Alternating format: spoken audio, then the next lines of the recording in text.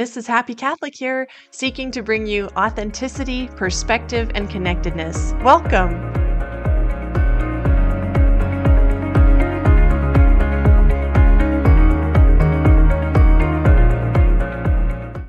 Hello and welcome to my channel. I'm Mrs. Happy Catholic, and today we have Dr. Sarah Bartel. She has a doctorate in moral theology. She's a mother of several children and a lifelong Catholic, Dr. Sarah? Yes.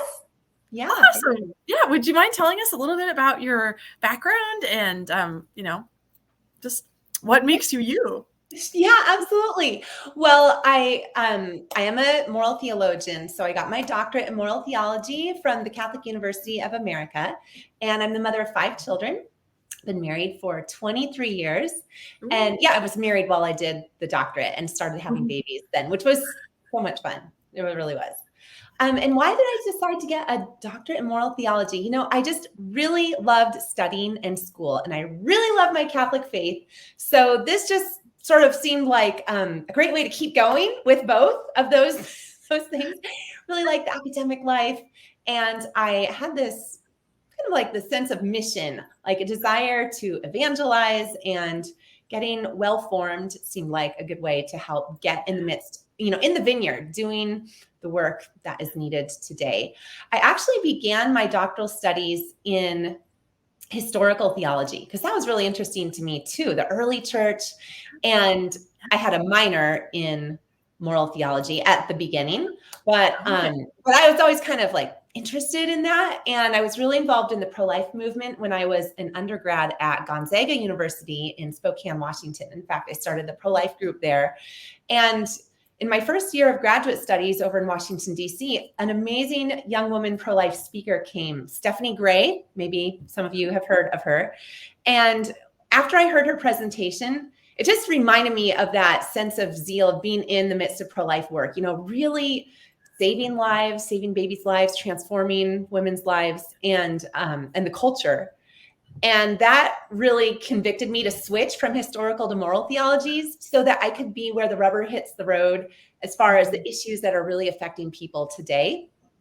And I had started with the idea that I would become a professor, but a couple babies in, my heart just changed. I really wanted to be hands-on at home as much as possible, raising those children.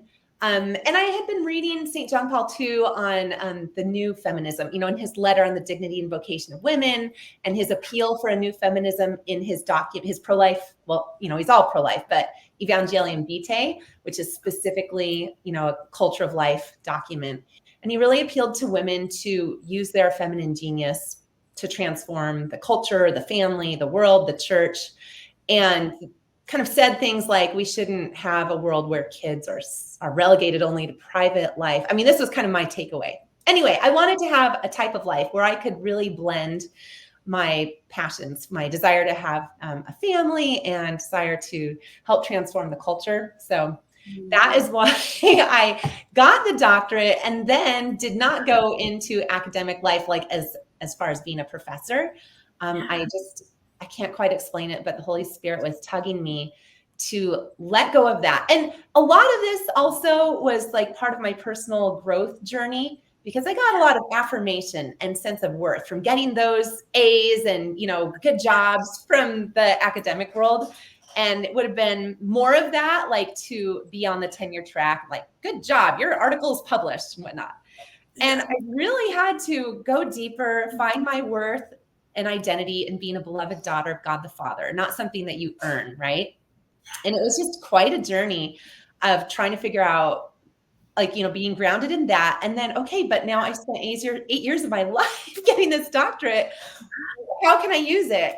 And I volunteered at my archdiocese. I kind of just knocked on the door. I cold called them and emailed them my resume. I'm like, is there anything I can do for free to help? And they got me involved in marriage prep, like assessing marriage prep curricula.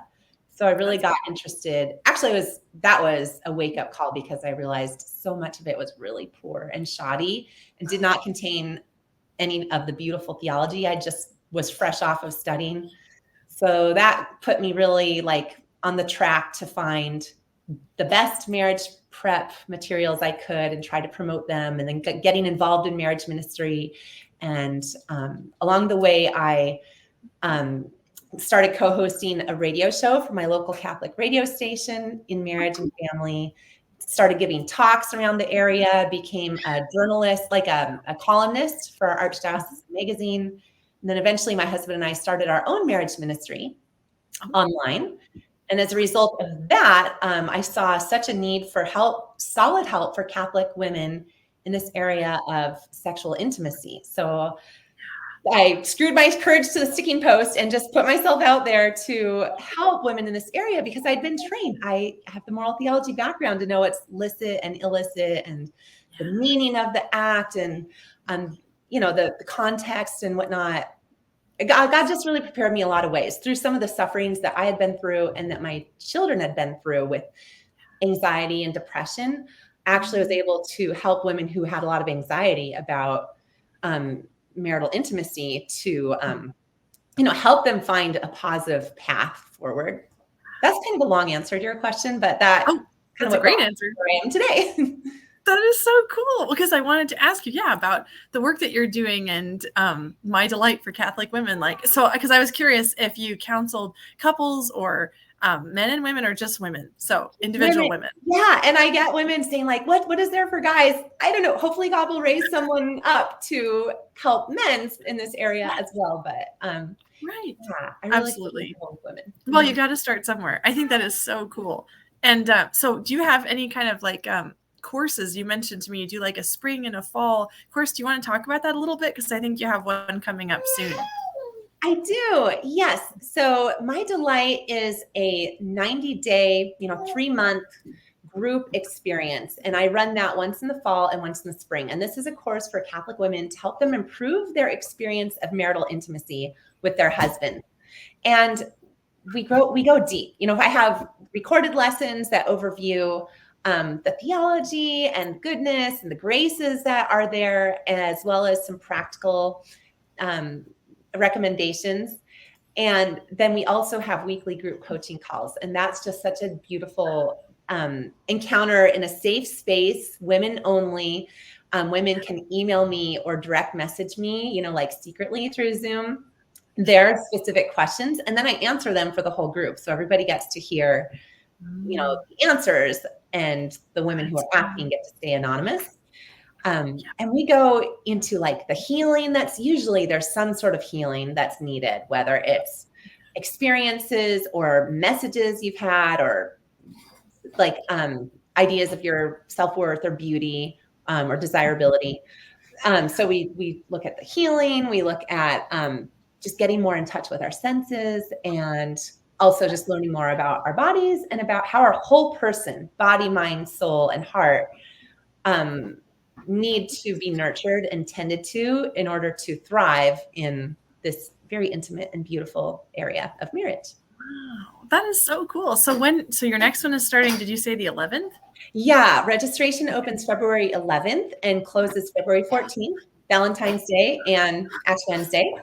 And cool. That is for our spring cohort. And then the fall, I'll open up again in September, and then we'll run for 3 months. Awesome. Okay, so I'll put links to that down below so people watching can go check that out and sign up, because I'm sure it's going to be awesome. When you contacted me after seeing some of my videos, and I was like, oh, wow. You said you wanted to come on to a show, and I thought, it sounds like I should take Dr. Sarah's course. You should. It would be so great to have you. Awesome. Yeah. Fun. All right. So, yes, I'm thinking about it. Cool.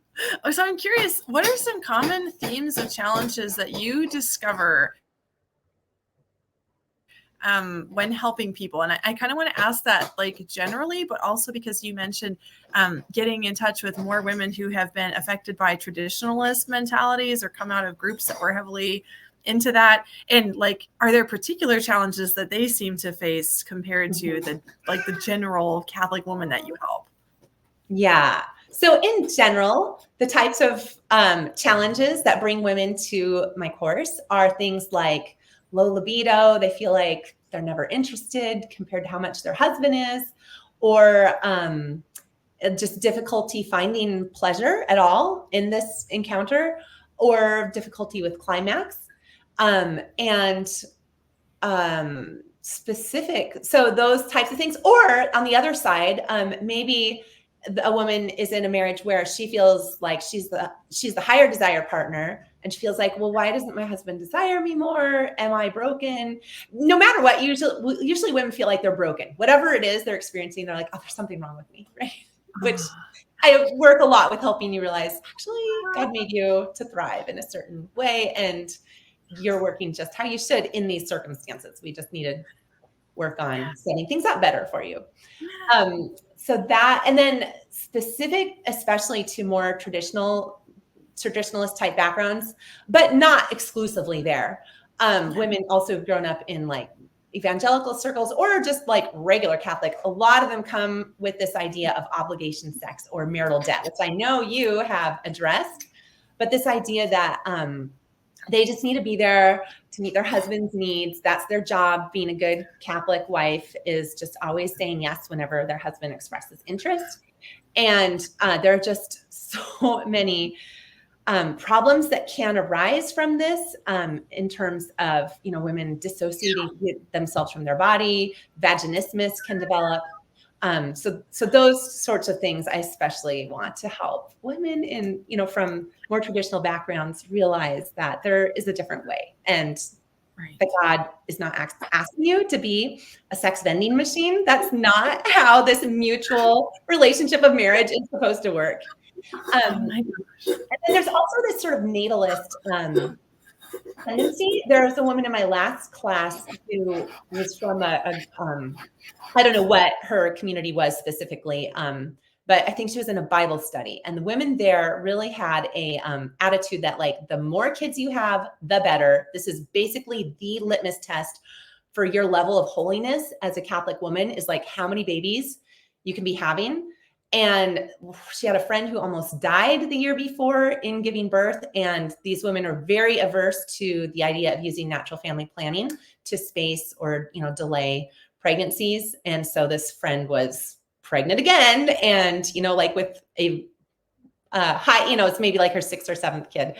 And that just concerns me that, because that's not what the church says anywhere, that, No.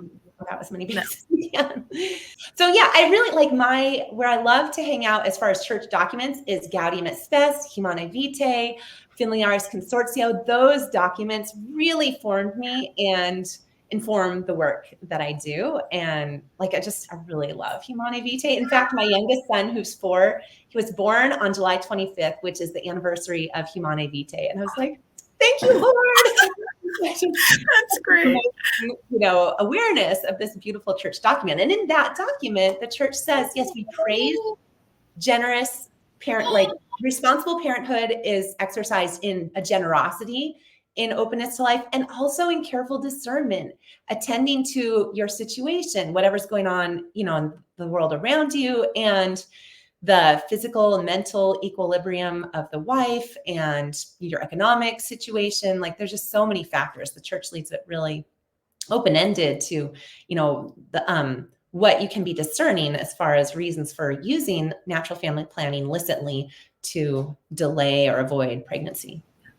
Right. Yeah. I just found an article yesterday that I read and published on my site, so people can listen to it. I know not everybody has time to read like we might wish, but they were talking about the same kind of things. Like, people are reading into these documents and their verbiage, things that are more limiting than the church is actually intending. Like, translating the word just, like for just cause, as serious, extreme, grave, like, and that gives you the impression that it should never be used unless there's some kind of like crisis or emergency.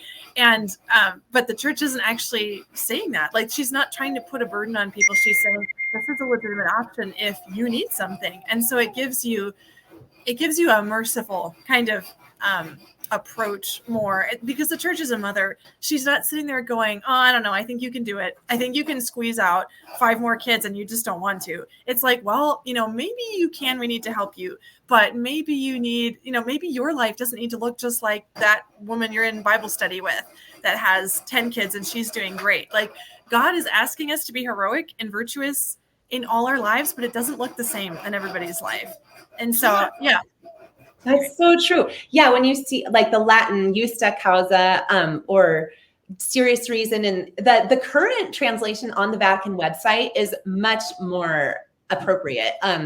Because yeah, it's just like serious reason, not grave reason. Like, it makes people think you have to have one foot in the grave in order to have a good enough reason to use NFP to avoid. And it's really not. Like, if you are maxed out and you just need a breather, that's a good reason. If your husband lost his job, if you're in a time of war in your country, or there's a famine, or, then like maybe let's hold off on kiddos for right now.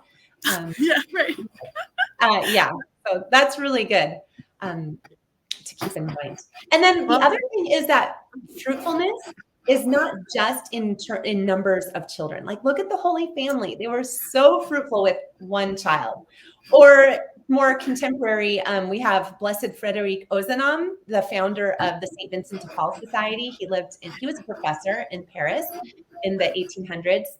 And he and his wife had one child. And we don't know why, if they were low fertility or, abstained a lot, or that's what God blessed them with, but he's a blessed. He's on the canonization path here. And the Vatican didn't say, well, he only had one child, so I don't know. Yes, no, it's true. And I've noticed that it's easy when you come from that mentality, which is a very trad thing. Like, children become the status symbol easily, where you're like, well, I have more than you. I have the most kids in the parish, or, then you start kind of looking askance at people who maybe they got married and it's been a few years and they don't have any kids, or they have one, and you're like, well, what's the matter with them? I mean, I even heard a story. I will not name the name, but a friend of mine, years ago, she was at an SSPX gathering, and one of the bishops was there, and he walked by her, and she had 3 kids at the time, and the youngest was like 3 years old. And she was having serious marriage problems. Her husband was cheating on her. It was really like falling apart, and they ended up having to divorce eventually. And so that, fell apart. But she's in the midst of all this, just trying to hold it together. This bishop walks by her, and he looks at her and he goes, "Only 3? Where are the others?" And she just didn't say anything, because she was like, he has no clue. So that kind of pressure even comes from the hierarchy, and it is unmerciful sometimes. So it's like, how about we give each other the benefit of the doubt instead of assuming? Yeah. Can you imagine? Oh my gosh. Yeah. How many miscarriages they may have suffered, how many times, they may have been trying to achieve pregnancy, or, what is going on where, yeah, like you say, behind closed doors in their marriage, where they have things to work out, or mental health issues that, it's just not our business. And I've heard my friend Emily Frazee, she has an Instagram account and a blog called Total Wine. And she's really a wonderful female voice, also speaking as a faithful Catholic, upholding women's sexuality. And she talks about how this can be likened to like a prosperity gospel, but in terms of kids. Like, if you're, like, these kids are sort of the sign of your being blessed by God, and like the kind of the marker of your favor, in a sense, and kind of that prosperity. Yes.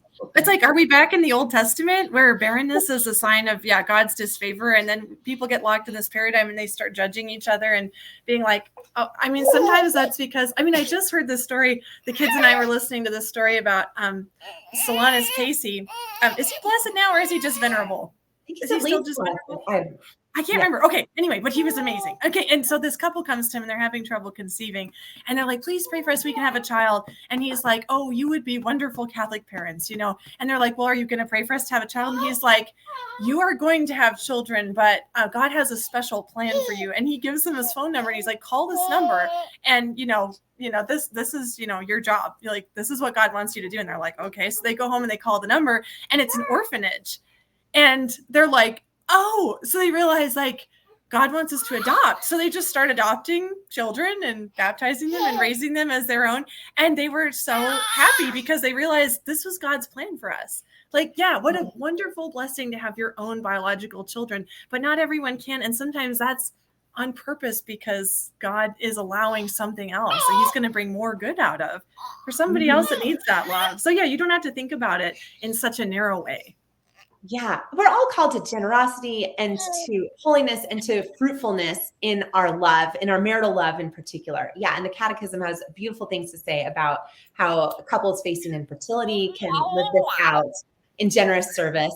Yes. And like back to what I was saying before about fruitfulness isn't just like begetting children. The church says part of being open to life, being, part of procreation is the education of those children that you have and forming them in Christian human virtue. And so you can. Right. Yeah. If you forget that, that is one thing that the article I read yesterday about NFP was saying, that you have to remember the church always includes procreation and education. And if you're having so many children that you are too used up to give them what they need from you as they develop, you are not following that precept of the church then. And so it's really important to remember that it's not education like I send them to the best, most expensive private school ever, and that's what my kid needed to be educated. It's like, no, I mean, you can be poor, but you need to be emotionally there for your child, because it's like we're supposed to be populating heaven. And if we're fried momzillas all the time or dadzillas, and that is the example of parenthood and family life, and God the Father, images of God the Father and Mary as our mother that we take on from our parents, that is going to ruin kids' desire to have a spiritual life or to have big families or to, pass on what their parents tried to pass on to them. It's totally going to have the opposite effect if you're not really prudent enough. And if you're doing your best to exercise prudence and God decides, no, I'm going to send a child anyway, then NFP that's why it doesn't block that creative action. It's not blocking or putting an impediment in the way. So God can still cause a woman to have a child. And then you're like, oh, well, now I can be sure that God sent this child on purpose and he's going to give me the grace to do what they need. And so that actually could give you more peace knowing that. I'm just curious from your experience, Dr. Sarah, if you could talk a little bit about like some of the good fruits of the practice of NFP, because I think a lot of people tend, especially in trad circles, they really talk it down. They're afraid of it, like of people abusing it and stuff, which I mean can really happen, but they don't ever talk about like the good things that happen as a result of that practice. And that the fact that it does require effort, restraint, communication, all these things, like what does that play out as in the marriage? Like I even read an article of a priest saying that it plays into infidelity, like these frustrated husbands that their wives are denying them the act for, a week out of every month or whatever. They just have to go off and have a relationship because they can't take it. And so it's the fault of NFP that, that's happening. So what would you say to that? First of all, I'm just stunned that there are these messages out there where we have this, that people have these expectations of men that they're just these like sex fiend, like they just need sex so much that they can't be expected to have self-mastery and manage their desire even for a week. Or, what about if a woman during her pregnancy needs cerclage, to have her cervix bound, and then the couple needs to abstain for months and months and months, or if she's on bed rest and, no pelvic activity or whatnot. And I mean, don't we have a celibate male clergy in our religion, trad or regular Catholic, right? Don't we have this expectation that it is possible for grown men to live without sex, right? And women too, like, okay, this really fires me up. So I'm going to try to order my thoughts here. Purity culture, which puts so much emphasis on the woman being the gatekeeper for sexual purity. Just so many messages in evangelical and Catholic circles say like the marker for being a good Christian or Catholic woman is if you make it to marriage as a virgin. Good, you did that. You basically made it. So sex is bad, taboo. Your whole growing up, that's the main message you hear about is mortally sinful to have sex outside of marriage, which it is. I can tell you as a moral theologian, that is 100% true. But the other part of it is because sex is has such profound and beautiful meaning. And God designed it to flourish in a certain context, in the vowed covenantal, total mutual self-giving of husband and wife in marriage, because it's the body language of the marriage vows. And it's meant for pleasure for the woman as well. How much do girls hear that in strongly religious households as they're growing up? That this is really not beautiful nearly enough and lovely for you in your marriage. Men hear this a ton. Yeah, sex is great. Men are from, just in the culture and sort of in this double standard that pops up, that's not church teaching, but that pops up in the church. we kind of give men this like permission to experience sexual desire and, assumption that sexual pleasure will be there for them and that it's just normal. Right. Yeah.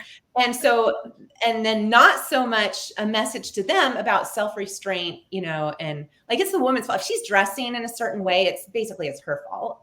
If a guy loses self-control, which is so wrong, that is a wrong message. Right.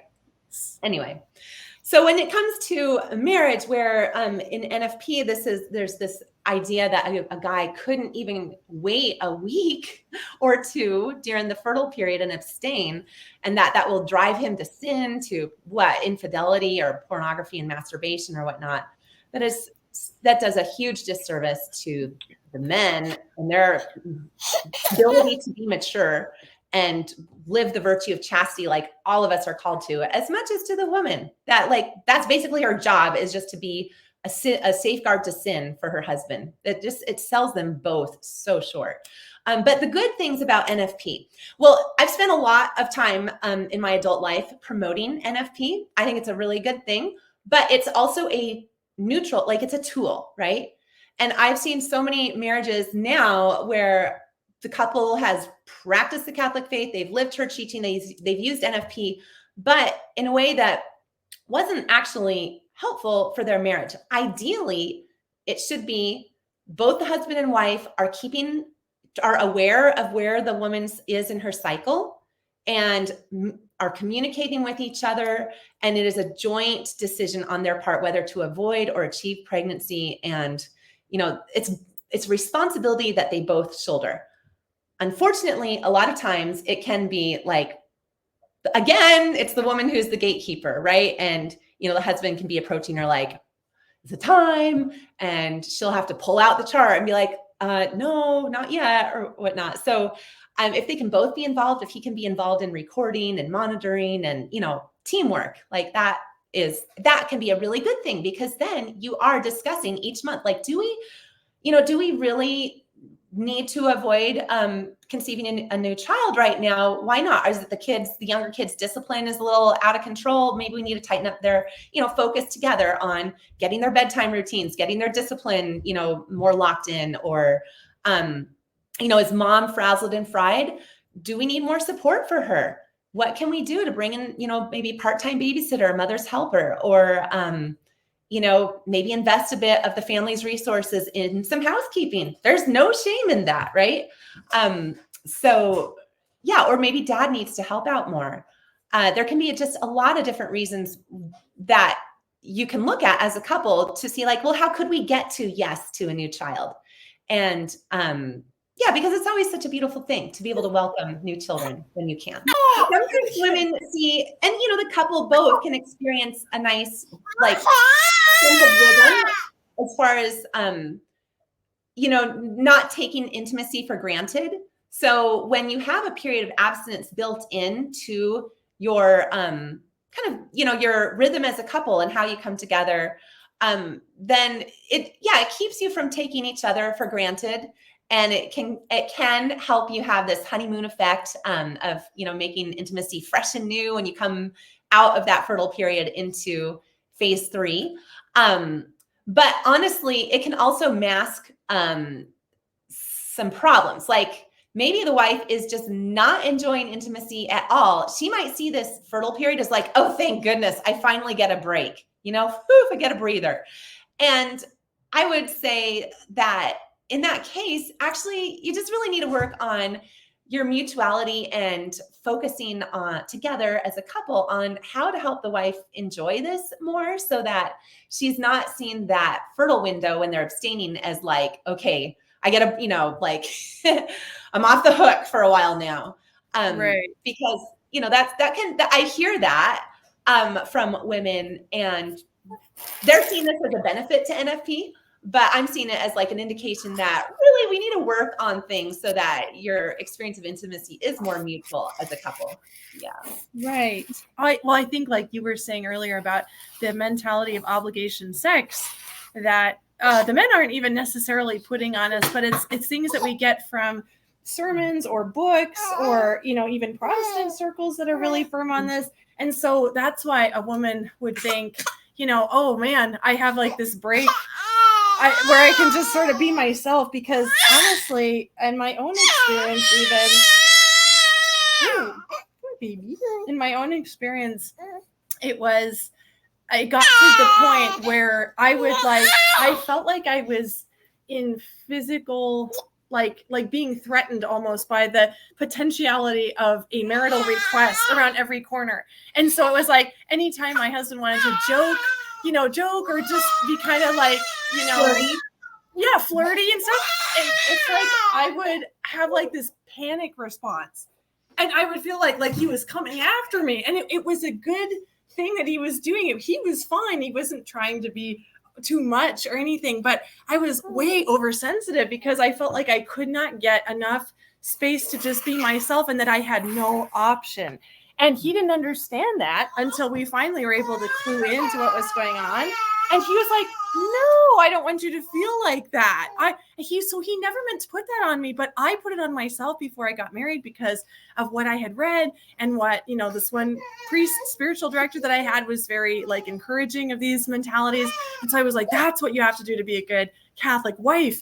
And, always do this. Otherwise you're going to mortally sin, and it's just going to be terrible. There's no way around it. So that's what you're signing up for when you get married. And because you're all hopeful and you don't know what it's going to be like, and you're just like, oh, well, it'll be fine. Lots of people get married and they come out okay, so I'll deal with it. It'll be great. And then as time goes by, you're like, this is getting harder and harder, but you're like, no, I'm not going to think about that. I'm just going to kind of repress it, because I'll just wait a little longer and it'll sort itself out. And it doesn't. It just compounds over time. I'm sure you hear that kind of stuff all the time.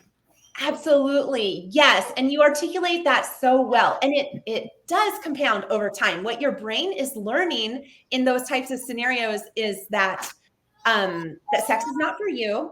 It is not something that's pleasurable for you. It's something that causes you anxiety. And those pathways, those neural pathways, just get wired deeper and deeper, so that it becomes this anxiety spiral, and it makes you tense up, recoil, And what you've said about flirting, that actually came up in my last round, my fall round of my Delight. I ended up bringing in some guest speakers on flirting and addressing this specifically. And several women shared that, yes, every time their husband flirted, if they felt like that was initiation, and if they responded to his flirting in a playful or positive or, affectionate way, that they would be signing up for sex that night. And so they would just have, no response, or avoid any sort of encouragement of flirting. And once these couples talked about it, and the husbands were like, no, most husbands, there was one husband in the class where he said no, but then his actions were he would be actually interested that night. So the wife really did have to be really clear about boundaries. But in all the other cases, once they had a good talk with their husbands and explained what they were feeling, and heard from their husbands that that was not a request for sex. It was, and then encouraging them, it is good for you to have flirtation and romance and affection and sexiness in your marriage. That does not directly lead to a marital act, that night or that day. I was just talking with a friend of mine one day, and she goes, sometimes it's fun to sort of flirt a little bit, or kind of get close, and then you just sort of roll over and go to sleep and save it for the next day, kind of thing. It builds up the anticipation. You have room to desire each other. And if a woman isn't given that room, because especially if, I don't know, the husband is asking for intimacy maybe every day or something, and it's she doesn't even get a night off in between, if you will. Some women could be all over that, oh yeah, I got the stamina. But I think a lot of women would not be able to handle quite that much engagement without needing some serious, time to decompress ahead of time. So it's I want to be able to say yes to you, but how can I say yes to you? Can we talk about that, and what the husband can do to allow the wife time to desire him? Because if she doesn't get to that point, in the Song of Songs, you go through that book, and they're not together the whole book. They're not just having sex the entire time. It's there are these periods where she's dreaming about him, where he comes to her, and then times when she goes to him, or she goes looking for him, and she expresses her longing for him, but they're not constantly together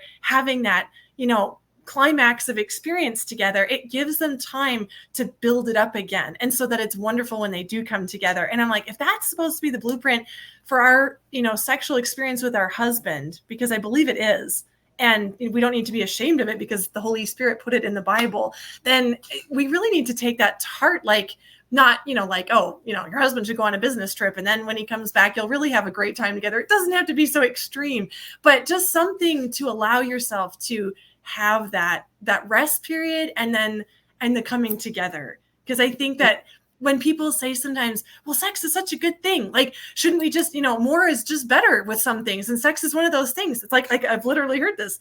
And so I'm like, well, it is so good, but any good thing, too much of it starts to make us not feel so good. It starts to actually give us an aversion to it. Absolutely. Yeah. Well, yes, your friend is very wise. And I love that you brought up Song of Songs. And it's absolutely true. We need freedom to have desire, and that needs some space and some time. And every couple needs to talk with each other and work it out in their marriage, what that can look like practically. Yeah. No, I've had women in my course saying like, well, I'm just low libido. And then come to find out, if left, to their own devices, they would actually be interested in having sex once a week with their husbands. It's just that they have like a 4 to 5 times a week desire husband. And so they feel in comparison with him, like, I'm just, something's wrong with me, I'm low, but that's actually a totally normal range. And it is such a huge, huge range. I have heard of happily married couples who are having sex once every 2 or 3 months. Like, it's a quarterly event for them. And then I did have another woman who was emailing me a couple months ago, and she's like, yeah, we're not having sex as much as we used to. It used to be 3 times a day. Now we're just down to once a day. And to me, I'm like, oh, Nellie, oh my goodness. Like, I don't know, it's a very sensory experience, and it really draws on your inmost being, or it should. I have this beautiful quote from the Catechism of the Catholic Church, paragraph 2361. Sexuality is not something purely biological, but it concerns the innermost being of the human person as such. It draws on your spirituality, your soul, your heart, your mind, your body, all of you. This is a whole person experience. Yeah. And right. And it's hard to like bring your whole self together and then give yourself wholly too often. There is such thing as too much. Like, it is a beautiful and blessed thing. And we have St. Thomas Aquinas, who says that as often as a husband and wife enter into the sexual union in a state of grace, they grow in grace and glory. Like, this is something that blesses your marriage. There are physical benefits. We as women, when we receive from our husbands their semen, there's like prostaglandins in there that help relax us, that are beneficial for our health on many levels. So it is a good, but you're absolutely right. It's not like more is always better. Like, think about food. And this is such a classic analogy, philosophers and theologians have compared the pleasures of the bed and the pleasures of the table for centuries. But, kale is good for you, and salmon. I live in the Pacific Northwest, so I really love salmon. Like, if you had salmon 3 times a day for weeks on end, you would kind of get to the point where you're like, enough with the salmon. I know it's healthy, but I just cannot stand another bite. Right. And so, there has to be this balance. And that's really key here. When a woman feels like she is on call, constantly obligated, like, I'm just here for my husband, that does not help a woman's feminine sexuality thrive. Think of, here's another analogy from the garden. Think for couples where you have sort of the stereotypical higher desire husband, lower desire wife, which is not all of marriages. I just want to normalize that it can be totally okay for the wife to be the one to be higher desire. And some studies suggest that's the case in 20% of marriages. So I just want to, but I think, okay, I'm going to back up a little bit. I really think the way that we're socialized has so much to do with this. We, as women, we are really in by the culture and in the church, we're kind of raised, like I was talking about with purity culture, our innate ability to desire, which God put there and is good, it does not really get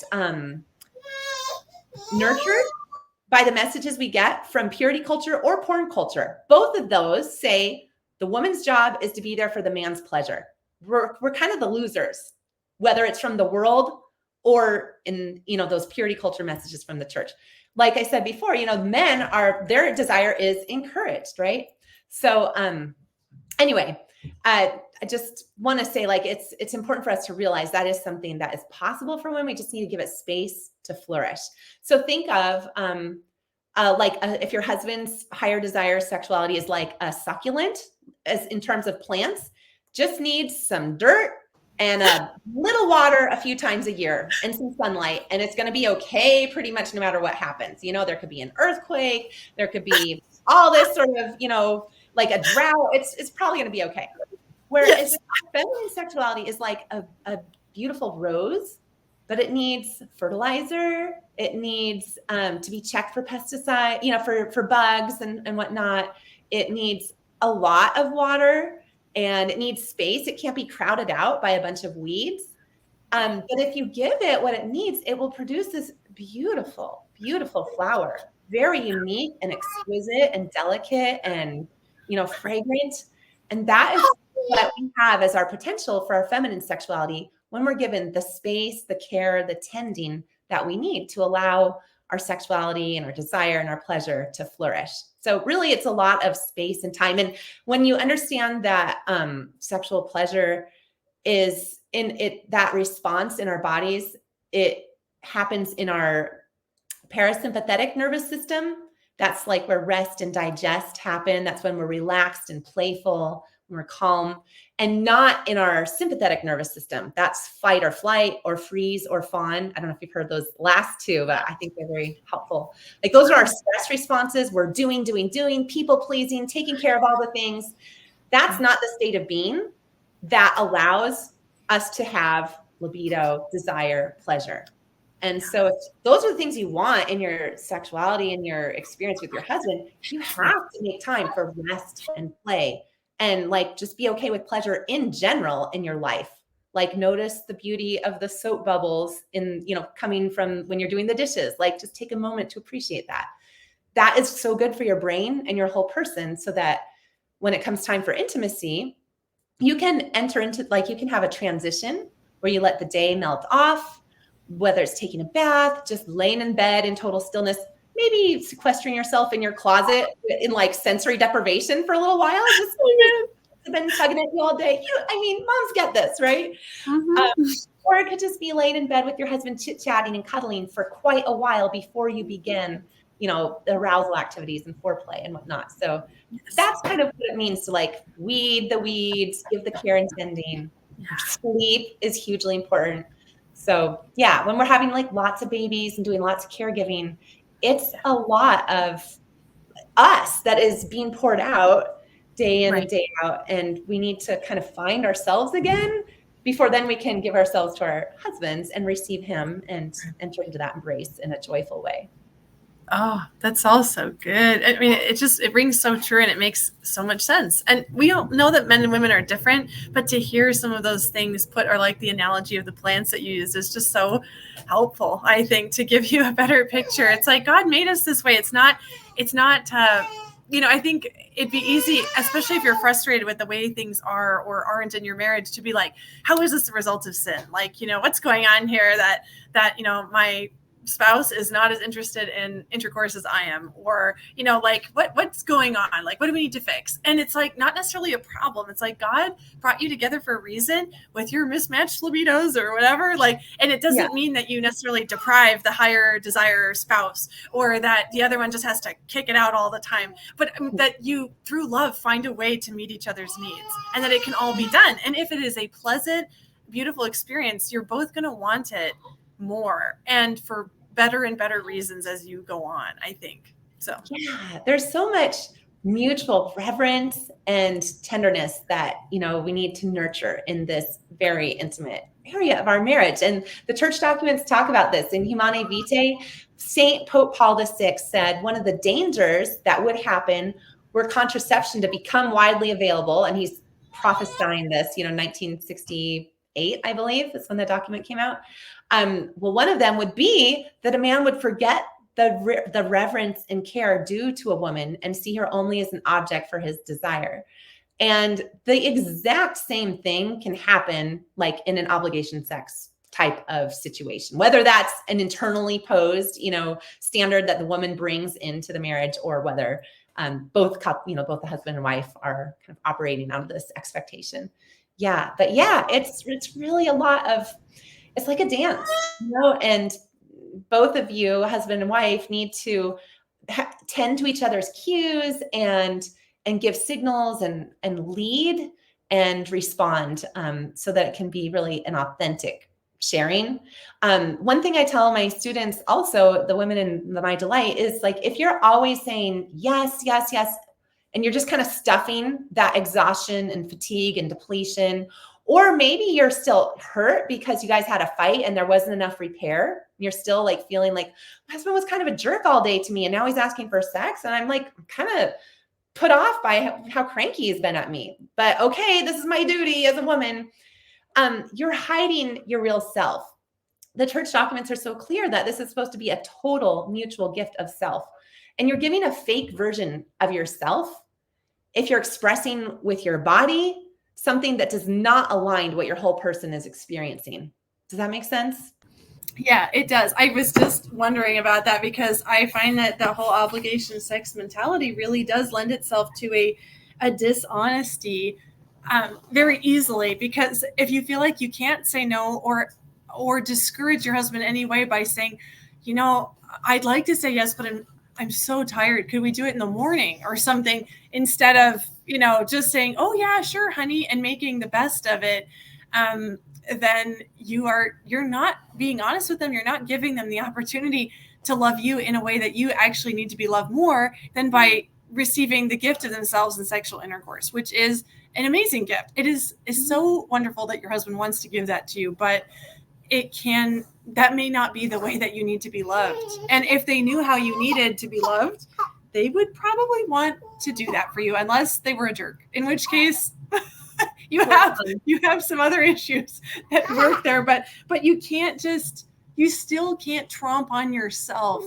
And I don't say that to encourage women to be selfish, but it's like, if God wants us to love our neighbor as we love ourselves, that presumes that we actually love ourselves, and that we're doing that, like we're loving ourselves according to the dignity and affection that God has, given to us and destined for us. And so we can give it to other people. And if we keep beating on ourselves, depriving ourselves, stuffing ourselves, that's the kind of behavior that, like it or not, we are going to be handing out to other people. Even if we think we can live this dual existence, it just doesn't work that way.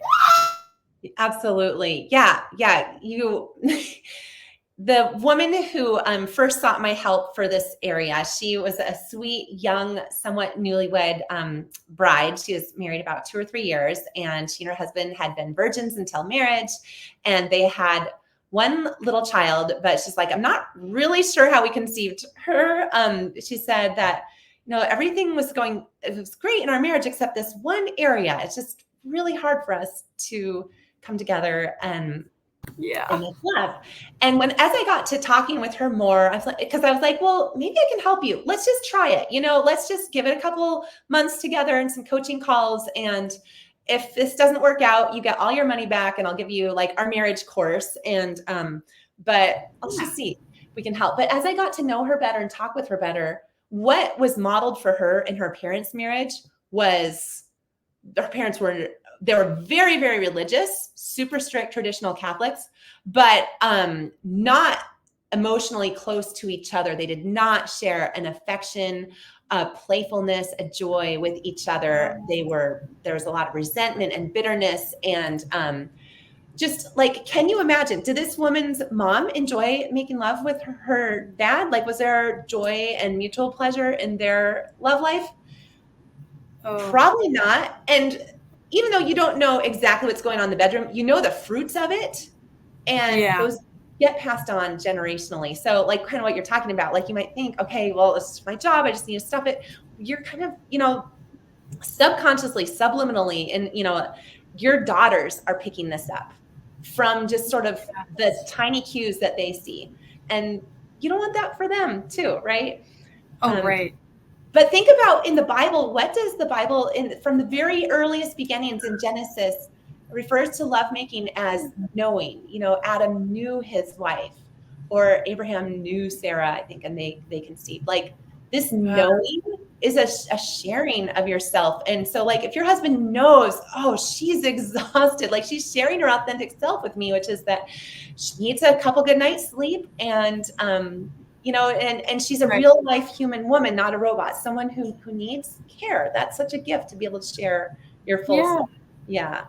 And I feel like you don't necessarily have to make it a flat no, get away, don't touch, just no. Yes. It could be like, I would love to, but I'm wiped out. Let's try for this weekend. And can I have a nap or a good night's sleep or a little help with this or that, right? Or just express what it is you need, because you have needs too.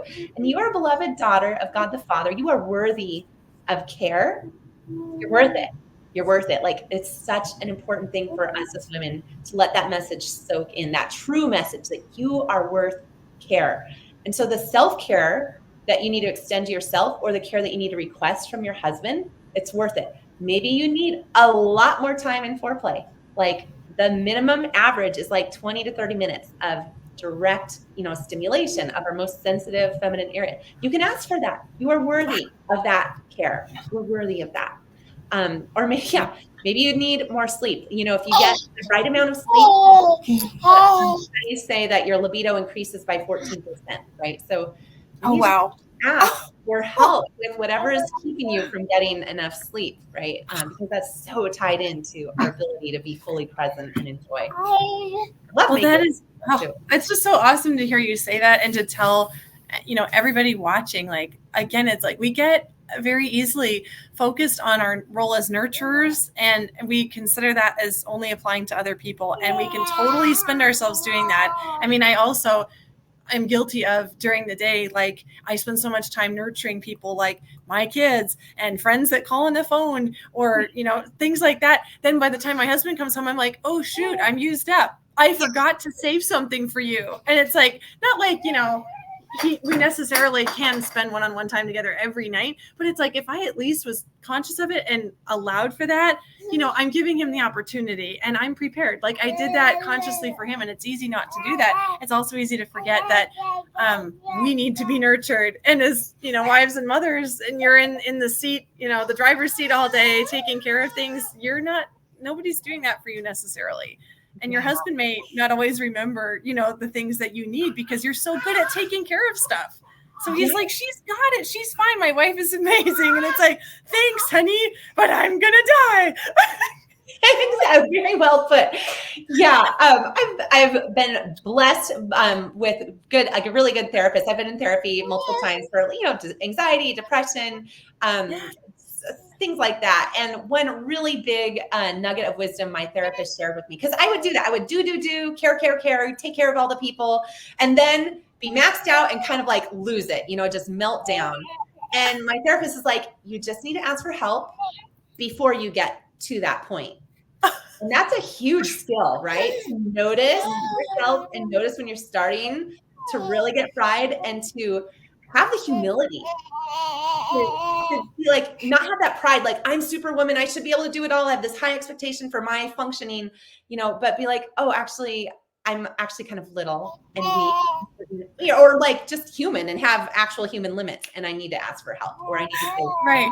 Yeah. Where is that humility? I mean, I'm a terrible delegator. I'm also bad at acknowledging my limits, because I'm always hoping I can squeeze a little bit more out. Right. It's like, well, it's not really bad enough to get help. Well, and like, I started going to therapy a couple months ago because of like marriage stuff that I was becoming aware of. I thought, I think this could be better. And I want it to be better so my kids get, what they need, and my husband gets what he needs. And I think I can work on this.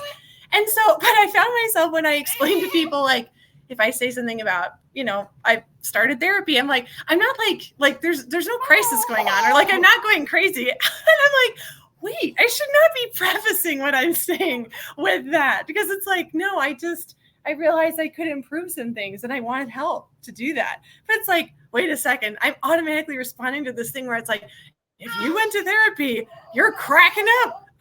Yeah. And that's such a sad stereotype, because I think we all can benefit from that. But it really impedes people from going and saying, what help could I get from this? And if it's not doing it for you, maybe that's not the time, for a place in your different life. therapist. I've been to several over the decades, and some are more helpful than others. Like, you click with some more than others, and the benefit that you receive depends on the rapport that you build with them. But yeah, I think it's just another form of self-care. And yeah, I'm really glad that we can work on removing the stigma around that, because it's be so helpful. It rewires your brain when you talk to somebody who helps you have new kinds of thoughts and recognize cognitive distortions. And it's so good for your brain and your whole person. And speaking of whole person, I just want to mention, I have a guide that gives skills for body, mind, and soul to help women enjoy their marital intimacy. So that hopefully we can put a link maybe on. Cool. Yeah. Let's put that in there, because then we want people to check that out. Yeah, it's canafeast.com/mydelight-9-skills. So yeah, it should be right. Oh, cool. Yeah. Awesome. Yes, I will look that up and put it in there. And so I guess maybe before we close, because I don't want to keep you forever, I just wanted to ask if you could speak to some improvements that you noticed your clients experience after some time in therapy with you. So to kind of encourage our listeners, that there's hope and that they're likely to see some really concrete improvement if they pursue this kind of healing. Yeah, I get really beautiful emails. It makes me so happy and humbled and grateful that God is using my little efforts to bless others. But women have told me that this has totally transformed their marriage. One of my students from my most recent cohort said she and her husband had been engaged when she began the course, and then they just got married as the course went on. And she said, we have been saved ahead of time from so many toxic habits and harmful patterns that we could have gotten into. I think especially she was referring to obligation sex type stuff, or just sort of skipping past the foreplay needed for the woman to come on board, because we have such a longer, slower arousal curve. But she said, my husband had a history of porn use, and masturbation, but he stopped masturbating a week before our marriage, and he had stopped using porn when we got engaged. And she said, I myself had sexual abuse in my past, and I can see that I would have walked right into, obligation sex type stuff. She said, you really put us on the path that, is going to help us thrive. And I was just really, really happy that she said this was really key for them at the beginning of their marriage. But then, women who have been married several years or several decades also are seeing huge improvements. They're enjoying lovemaking with their husbands. They're finding more peace and delight and confidence and pleasure. And some women are having babies because they're having sex more, whereas, they were averse previously. And I'm really happy about some of the babies that might be resulting from this work. So I love babies too. So awesome. Yeah, some women have had have climaxed for the first time. Oh gosh, one woman in my last course had been promiscuous in college, and then with her husband, now in her marriage, had not been able to climax, and she figured that was her punishment for her sins in her youth. Oh no. And as we talked more and I shared more in the class, she said, I knew intellectually that Jesus forgives everything. I just didn't realize, I didn't put it together that applied to this also specifically. She said, I didn't feel. And she was able to forgive herself and receive that mercy and to climax with her husband and really enjoy lovemaking more. So I was really, really happy about that as well. There's just the stuff in our past, we bring it with us. Even if we've had a conversion or whatnot, it still needs to be addressed and healed and prayed through, journaled through, all that stuff. But that's why, this is not a superficial type of work that I'm doing in the course. We go deep. I'm a melancholic, intellectual. I like to go really deep and yes. The root of things. Yeah. So obviously, we've kind of touched on this a little bit about what your kids are set up for. And so I'm curious what you would say about recommending for parents to help give their kids a really good start on these things. How do we talk about intimacy with our kids? Should we be really, afraid of exposing them too soon to certain things, or what are some things that we could help? Because I feel like well-meaning Catholic and Christian parents have for so long, really, they could have given a lot more to their kids to set them up for success and happiness in marriage that they didn't know how to pass on. So what are we learning about this that we can do better now? Yeah, that's such an important question, because according to studies, women who have been raised in highly religious households are more likely to have sexual problems. And we don't want to continue this. We should be having the best sex. Like, we have God and his plan and whatnot, right? But a lot of it is like what we've been talking about, purity culture and the sense of taboo. And so I think I'll just share an example from my class. One mom, who was in the course, she was like afraid to be flirty in front of her kids with her husband. Like, they'd be walking up the stairs and he'd pat her on the bum and she'd be like, honey, not in front of the kids. Our daughter's right behind us, And she told me in the class, in our group setting, the culture is so sex saturated that I want to make sure our home is the opposite. And as we talked more, and I was like, you know what? I think it's good for your kids to see you and your husband playful and flirty and, enjoying each other. Instead of the fast food, glut all around us, we don't want a famine in our home. We want the true feast to be what our kids see and experience. So that mom, later, she had a car ride with her daughter. And we've been talking for several weeks in the group calls about, like, how do we talk to our kids about this? We convey so much by our tone of voice, the words we use when they say, like when they touch, like little toddlers and whatnot, touching their private parts. We're like, oh, no, that's dirty. Let's go wash your hands right away. Right. And old pet names, or we don't want to do that. They sense our anxiety, the sense like, oh, that's something really bad. Right. And of course, we don't want our toddlers going around like willy-nilly, touching themselves like ain't no big thing. But right, like gentle and loving and, just not freak out, basically. So later, her daughters were in the van with her. She was driving around, and her daughter said, Mommy, what's a vagina? And she very calmly shared lots of facts and talked about how special it is to be a woman. And he just gave her some good information. And then her daughter said, Mom, I'm so happy we can be in the car and talk together. Her daughter had a really positive experience. Wow. Really key and important about her feminine sexuality. That's beautiful. Whether she grows up to be married herself or be consecrated or a nun, like, she's going to have a much more positive view of herself and like this intimate area of her femininity. I haven't read it, but there's actually 2 new books out by Julia Sadusky, exactly on this topic, how to talk to your children, how Catholic parents can talk to their children about sexuality. And I've heard Julia speak in an online conference. I have a lot of respect for her. So even though, as I say, I haven't actually read these books yet, I think they would be well worth checking out, because I think she, she's done a ton of research.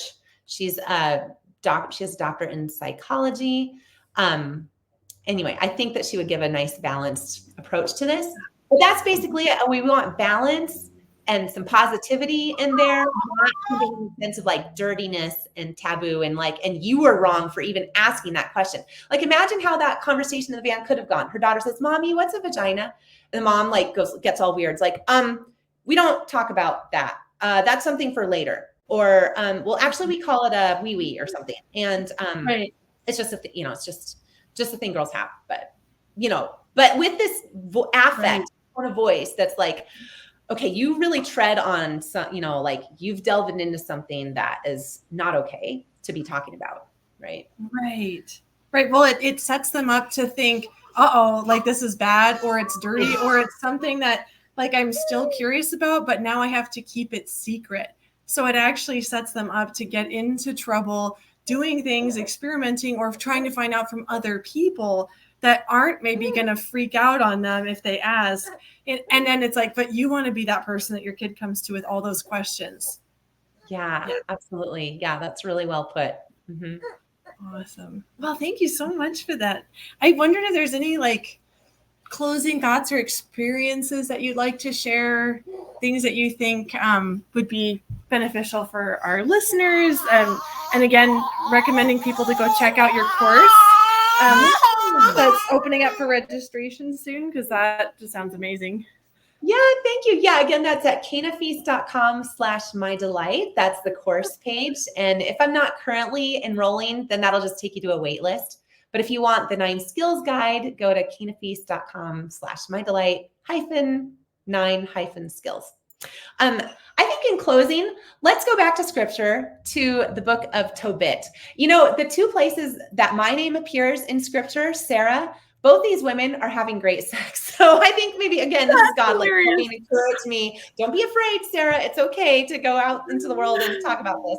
But Sarah, Abraham's wife, you know, when Abraham hears that from the 3 visitors that he is going to be a father and have a child, Sarah hears this from the tent and she says, am I to have sexual pleasure now that I'm so old? We can infer from this that she and Abraham had a vibrant and happy and flourishing sex life, and she had experienced sexual pleasure, you know, until they stopped doing it because they got so old. Yes. But the other Sarah is in the book of Tobit, and I just want to encourage wives with their husbands to not be afraid to draw in your spirituality, to pray together with your husband about your sex life, to pray to God to help you, you know, with whatever it is that you need help with in your sex life. I think a lot of times we have this idea that our prayer life, our spirituality, our, you know, praying in church and our private devotions, and then like what happens in the bed with our husband, that these are just 2 very far apart things in our experience. And we kind of have to like be a whole different person, you know, the praying me versus the having sex me, that those are like 2 different women. It's the same you. It's you, like integrated holiness. This is all about being wholly present. And Sarah and Tobias pray and kneel before they make love for the first time on their wedding night in the book of Tobit. And that's just a really beautiful prayer that Tobias leads Sarah in. You know, they address God and recall the fact that he's the one who made us as man and woman, and that Adam and Eve's marriage was a holy and beautiful thing, that God has helped save his people, you know, all throughout the ages, and then draws it back to them and asks for help against the evil that is threatening their marriage bed, this demon that has been killing all of Sarah's previous husbands before they could consummate. And it's through this power of prayer that that evil is dispelled. And a magic fish, like this providential fish that, you know, to the archangel Raphael had helped provide. Right. But there are so many evils that threaten our marriage bed. Porn use, past porn use. There's just all these different things. And so you can draw on the power of prayer. This is holy, sacred ground. God is God of love. He thought up this whole idea that man and woman should be created as we are, as male and female, and come together in sexual union. And so I want to encourage couples to draw their spirituality into this. And I'll share one last little story. There's been this trad couple that is very happy in their love life that I got to know through social media. Well, the wife of the couple, and she shared with me that she and her husband, she had lost her ability to orgasm. She had been enjoying that previously, but I don't know what was happening. I would imagine maybe she was under a lot of stress or, you know, depleted through caregiving one way or another. But she couldn't orgasm anymore. So her husband wrote a prayer for them, a novena prayer, and they prayed it together for 9 days, and God answered that prayer and she got her climax back. And I just absolutely love that they prayed together. This was a specific intention, and, you know, they weren't afraid to address this issue to God. And I just can only imagine how it pleased God's heart to answer this prayer. So, yes. So I talk about prayer in my guide, and you can, you know, if you're like, well, I don't even know where to start, I can give you some ideas in my guide. Oh, thank you, Dr. Sarah. That is so beautiful. And again, just to remind us, it's such a simple thing, but it's like one of our favorite prayers is the surrender novena. I don't know if you've prayed that, but oh, Jesus, I surrender myself to you. Take care of everything. You say it 10 times, and there's a short little thing you can do with it every day. But even if we don't have the prayer card, we'll just say that, that little line together 10 times. And it's like it covers everything. And it's just like, oh, like your heart just kind of relaxes. It's like, we did that together. Like everything is going to be okay. Like we gave it over to God. He's taking care of it. And whatever that is, you don't even have to articulate it. And it just makes a big difference. And I think a lot of couples would like to pray more together, but maybe they, you know, they forget, or life gets in the way, or they think I'll do it later. And just, you know, your words are really encouraging to, re-resolve to try to make that happen. And that, reminding ourselves of how God is in the center of everything and that he has the answers if we just apply to him for that. He's waiting to give us the help that we need.